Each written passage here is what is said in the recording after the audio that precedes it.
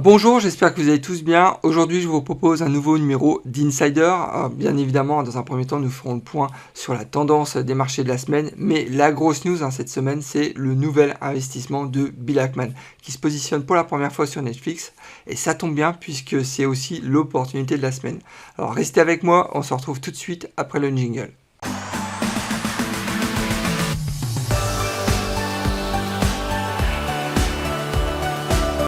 Pour ceux qui ne me connaissent pas encore, je me présente, Nicolas de la chaîne Mister Dividende.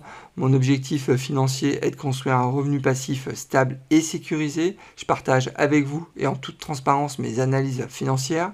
Je publie en règle générale 2 à 3 vidéos par semaine. Donc faut pas hésiter, inscrivez-vous, c'est entièrement gratuit. Je rappelle que mes épisodes sont disponibles en podcast et vous pouvez aussi rejoindre la communauté sur Discord. J'ai laissé le lien dans la description de la vidéo. Avant de démarrer, n'oubliez pas aussi de liker ma vidéo, c'est toujours très important pour soutenir la chaîne. Je tenais à vous informer que je ne suis pas un conseiller financier, qu'il est important de faire ses propres recherches avant d'investir sur les marchés. Ne foncez pas tête baissée sans savoir dans quoi vous investissez. Gardez toujours votre esprit critique, c'est vraiment le meilleur moyen de faire de l'argent sur les marchés.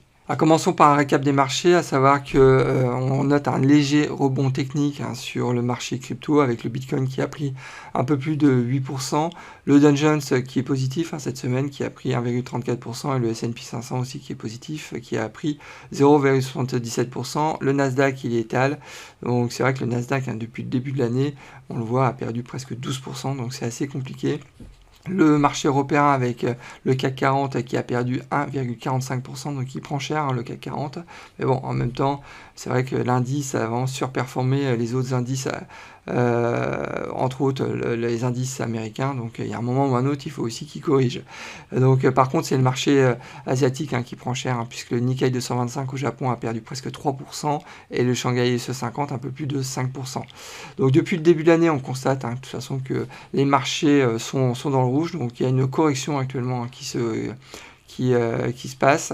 Donc c'est pendant ce type de correction aussi qu'on peut faire notre shopping, puisqu'il y a énormément d'opportunités. Donc et je pense en particulier au Nasdaq, j'arrête pas d'insister, mais actuellement il y a vraiment de belles opportunités, entre autres Microsoft, Nvidia, j'en ai parlé la semaine dernière, et on va parler bien évidemment de Netflix. Donc voilà tout ce que je pouvais dire sur la partie marché. Donc maintenant ce que je vous propose, c'est de faire le point aussi sur mon portefeuille. Il faut savoir que cette semaine, j'ai vendu près de 20 000 $, d'actions sur le portefeuille retraite et conservateur. L'objectif, c'est de transférer en fait ces gains, parce que je vous rappelle que j'ai fait beaucoup de gains sur ces deux portefeuilles suite à ces opérations. Donc ce que je vais faire, c'est que je vais transférer en fait ces gains en investissement crypto, essentiellement mining et masternode. Donc le mining, j'en parle déjà depuis quelques semaines sur cette chaîne. Les masternodes, j'en ai pas encore parlé, mais il faut savoir que je commence à investir aussi dans cette activité, donc j'en parlerai dans les autres vidéos. Donc et toujours l'objectif, c'est de sécuriser mes investissements. Donc j'ai une approche très très conservatrice de l'investissement. C'est pas parce que je suis exposé en crypto que je vais prendre des risques. Donc et de toute façon, je reviendrai une nouvelle fois sur les masternodes en particulier. Passons maintenant à la news de la semaine. C'est bien évidemment Bill Ackman qui se positionne pour la première fois sur Netflix à travers son fonds d'investissement Pershing Square qui a acquis, tenez-vous bien, 3,1 millions de titres de Netflix. C'est vraiment énorme quand on voit le prix en plus de l'action, elle n'est pas à 5 balles. Donc alors il a bien évidemment envoyé une lettre à ses actionnaires pour justifier cette nouvelle acquisition. Donc ces arguments, je les entends, je les comprends, c'est super logique, puisqu'il a entre autres évoqué que Netflix a un business model qui est basé sur des revenus passifs, donc on parle d'abonnement, donc un peu comme toute la partie service de chez Apple ou de Microsoft. Netflix a une culture d'entreprise qui est orientée sur la performance. Quand vous écoutez le CEO de Netflix, on comprend cet argument. Ensuite, il faut savoir que le business model de Netflix a des économies d'échelle qui sont très très importantes, et Netflix présente aussi un avantage concurrentiel colossal par rapport à ses concurrents que sont Disney et HBO par exemple. Alors il faut savoir que Netflix depuis maintenant un mois et demi est en grosse correction. On le voit sur le graphe. Là je vous ai mis un graphe sur 5 ans. Il faut savoir que sur 5 ans Netflix a pris quand même 169%. Netflix ne distribue pas de dividendes, donc il faut le savoir. Et le S&P 500 dividendes intégrés a eu une croissance sur la même période de 111%. Donc alors sur le graphe, comme je disais, on voit très clairement la correction, et bien évidemment Bill Ackman a profité de cette correction pour se positionner sur ce titre. Et je rappelle quand même que Netflix, c'est le leader du business de streaming, donc bien loin devant Disney par exemple et HBO. Et je pense que Netflix est vraiment idéal pour un portefeuille de croissance. Ah, c'est bien évidemment l'opportunité de la semaine. Netflix, je rappelle son symbole, c'est NFLX, qui perd depuis le début de l'année, tenez-vous bien, 36%, c'est vraiment énorme.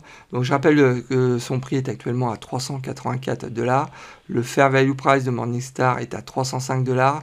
Selon Morningstar, donc il y a un premium de 25%, mais quand on regarde les historiques de premium de Morningstar sur le titre Netflix depuis 2018, il faut savoir qu'en 2018, il y avait un premium de 123%, 2019, le premium était à 140%, en 2020, il était à 170%, en 2021, il était à 119%, et là, boum, le titre a fortement corrigé, et maintenant, le premium est à seulement 26%. Moi, je pense que là, on arrive maintenant à la fin de la correction, il va y avoir un rebond, et je pense qu'on peut aussi se fier à l'expertise de Bill Ackman. Il vient de se positionner, donc c'est la raison aussi pour laquelle j'ai mis ce titre donc en avant cette semaine. Donc, alors je rappelle qu'actuellement, le nombre d'abonnés ne cesse de monter chaque mois chez Netflix. Le nombre d'abonnés est actuellement à 221 millions d'abonnés. Le numéro 2 dans le streaming, c'est actuellement Disney avec environ 120 millions d'abonnés, donc il y a quand même un écart important. Là, je rappelle qu'on est vraiment sur le leader numéro 1 du streaming dans le monde, puisque c'est vraiment la worldwide compagnie par excellence. Donc, alors je rappelle que ce titre est vraiment idéal pour un portefeuille conservateur, portefeuille de croissance, pardon. Je pense même qu'il pourrait aussi convenir, vu la croissance du titre, donc un portefeuille spéculatif. Voilà, donc, regardez bien évidemment de plus près cette société. C'est pas un conseil en investissement, faites aussi vos propres recherches. Mais si vous avez un peu de temps à passer ce week-end sur vos investissements, regardez en priorité peut-être Netflix. Passons maintenant à notre projet minage. On a décidé cette semaine d'augmenter notre budget qui est actuellement autour de 2300 €. Alors pourquoi augmenter notre budget minage? Tout simplement pour gagner en rentabilité, puisque c'est vrai que 2 cartes graphiques ne suffisent pas pour un retour sur investissement, on va dire, un peu plus rapide. Donc alors ce qu'on va faire cette semaine, c'est racheter 4 nouvelles cartes graphiques. Très certainement des 3080 et des 3090, donc c'est vraiment le net plus ultra dans la gamme Nvidia. Donc, mais on garde toujours notre démarrage prévisionnel courant février, très certainement entre la 2e et 3e semaine de février. Bien évidemment, je vous tiendrai au courant chaque semaine, mais bon, c'est toujours un projet qui est passionnant et je pense aussi qu'il va être très rentable, en tous les cas, je l'espère. Passons maintenant aux principales hausses de dividendes de la semaine. Donc il y en a eu énormément de vraies belles surprises. Donc alors le premier, c'est Cincinnati Financial qui a augmenté son dividende annuel de 9,5%. Ensuite on a FIS qui a augmenté son dividende de 21%. On a Polaris qui a augmenté son dividende de 1,6%. Là c'est vraiment le minimum légal. On a Tractor Supply, vous vous rappelez de cette analyse que j'ai faite. Je vous invite à regarder de nouveau cette vidéo. Tractor Supply a augmenté son dividende de 77%, c'est le record absolu cette semaine. On a aussi Comcast qui a augmenté son dividende de 8%, on a Charles Schwab qui a augmenté son dividende de 11%, Chevron qui a augmenté son dividende de 6%, Intel qui a augmenté son dividende de 5%, Kimberly qui a augmenté son dividende de 8%, pardon. Wells Fargo, donc la banque, Wells Fargo qui a augmenté son dividende de 25%. Norfolk Southern, donc j'avais fait aussi une vidéo superbe boîte, je vous invite aussi à regarder cette vidéo, un peu cher actuellement mais vraiment très belle boîte qui a augmenté son dividende de 14%, et enfin American Express qui a augmenté son dividende de 21%.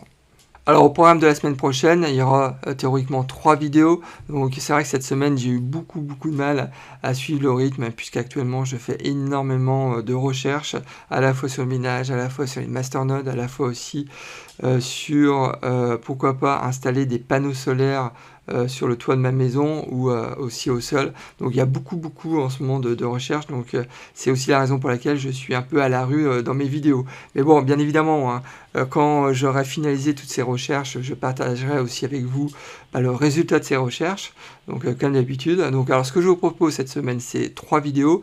La première, je vais présenter donc, mes principaux investissements sur février.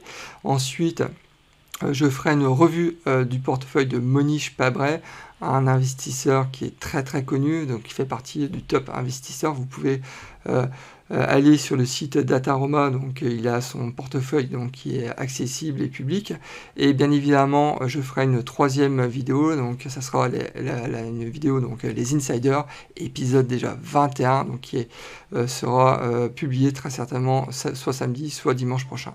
Eh bien écoutez, nous arrivons déjà à la fin de cet épisode, alors j'espère que le contenu vous a plu, donc beaucoup encore d'opportunités cette semaine, donc faites aussi vos propres recherches, si vous avez un peu le temps ce week-end, passez un peu de temps sur Netflix, je pense qu'il y a quelque chose vraiment très intéressant à faire, surtout pour ceux qui sont orientés sur la croissance et pourquoi pas aussi si vous êtes spéculatif, je pense que suite à cette correction, il y a un bon coup à faire sur Netflix. Alors si vous avez aimé ce contenu, n'oubliez pas bien évidemment de liker ma vidéo, c'est toujours très important pour soutenir la chaîne, mais aussi m'encourager à continuer ce type de contenu. Si vous n'êtes pas encore inscrit à ma chaîne, n'attendez plus, inscrivez-vous, c'est entièrement gratuit. Et bien écoutez, maintenant je vous souhaite plein de bonnes choses, je vous dis au prochain épisode et surtout bon trade, au revoir.